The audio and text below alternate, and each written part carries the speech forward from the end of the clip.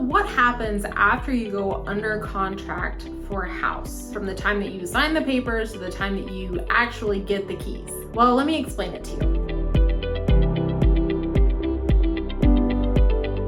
Hi, I'm Marcy Billen and I'm a realtor here in Norman, Oklahoma with RE/TEAM Realty and Keller Williams Phoenix. Welcome to our channel. So our channel is mostly about what it's like to live in Oklahoma and of course, how to buy a house here.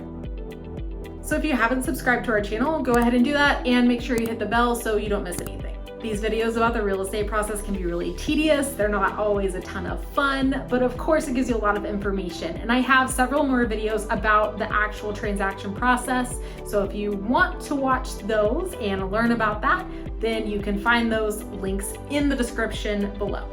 So once we actually sign an offer, meaning that the buyer and seller have both signed the offer on the house and everyone's in agreement that we want to move forward and try to close on the house, what happens after that? Well, this is what my conversation typically looks like with a buyer especially, and of course with the seller. Okay, so remember how we rushed to make sure that the terms were right and everything made sense to you and everything got signed, and I had you do that really quickly? Well, now everything slows down a lot. And here's why. So you typically have 30 to 45 days to close on your house, and a lot of things happen during that time period. So if you're getting a loan to purchase a house, then of course you're gonna have a lender who's involved with the purchase of your house. That means they're gonna need information from you. So they're gonna be talking to you a lot. So that means if you have a lender and you've been talking to them because you've been getting a pre-qualification letter and things like that, and you're not super happy with them because they don't communicate or the vibe's just off, then it may be time, right when you go under contract on a property, to actually get a lender that you're gonna love. So that way there's a lot less stress for you whenever you're purchasing the property. So a lender should be in contact with you through like emails, phone calls, maybe even text messages. And if they're hard to get a hold of, just remember they may not be easy to get a hold of during the process either, which may slow things down. Another party that's involved is actually the title company. In Oklahoma, we use title companies in order to close a property. So a title company actually processes the abstract, makes sure that everything looks good, and helps you with the title insurance that you'll need on the property. Now, title insurance is actually a choice. You don't actually have to have it, and it's something that the buyer has to pay for. If you have questions about different closing costs and things like that, then you can find that link in the description below about who pays what during the process to purchase a house in Oklahoma. So typically the title company actually communicates with the realtor a lot more than they're actually going to communicate with you as the buyer or the seller. They communicate a lot with the lender too. So can you tell that there's a lot of people involved in this transaction?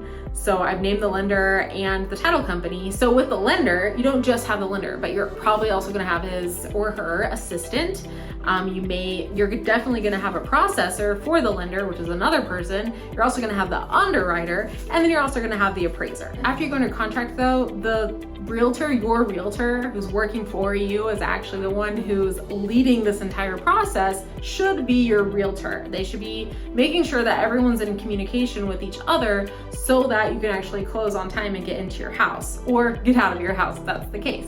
So of course, with your realtor, you will also have the inspectors that you're gonna be using. So that's typically like a home inspector, maybe a pest inspector, and any other professional that's gonna come out to make sure the house is right for you and that you're okay with the condition of the house or asking for repairs. Then with the title company, you have the attorneys, and then you also have the closer and then their processor and maybe an assistant thrown in there as well. So everyone's process is a little bit different as they're purchasing a house. It depends on many things like what type of loan, where their property is, what happens with the appraisal, what happens with the inspection, all of these different types of things. But understand that there are a lot of people involved in actually getting your house to the closing table.